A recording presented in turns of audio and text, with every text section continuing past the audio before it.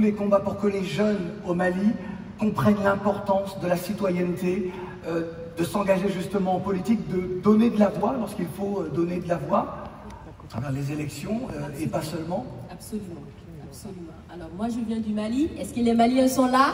Ouais. Super. Donc moi je viens du Mali, un pays où la démographie est très jeune. Monsieur le Président l'a rappelé tout à l'heure, 70% de la population a moins de 30 ans. Donc moi, mon travail, c'est vraiment faire comprendre à cette jeunesse qu'elle a son rôle à jouer et qu'elle doit jouer son rôle.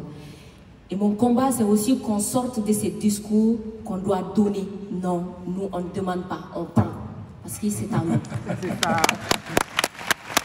Alors, il y a cette idée évidemment de prendre, hein, Thomas Sankara dit beaucoup de choses sur tout cela, la liberté elle s'arrache.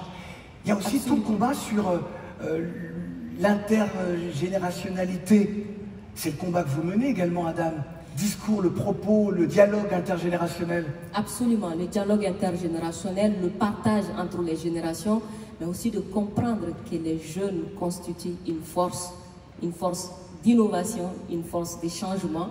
Donc le faire comprendre et aussi faire comprendre aux jeunes que nous devrons nous servir des échecs de nos anciens pour ne pas commettre les mêmes erreurs, mais aussi de leur succès, de leur expérience pour avancer, pour aller au-delà de ce qu'ils ont fait. Parce que nous, notre rôle, notre responsabilité, ce n'est pas de faire ce que les anciens ont fait, mais c'est d'aller au-delà de ce que les anciens ont fait. Donc ce combat nécessite un dialogue intergénérationnel, mais un dialogue franc qui s'inscrit dans une courtoisie et dans le respect mutuel. Exactement.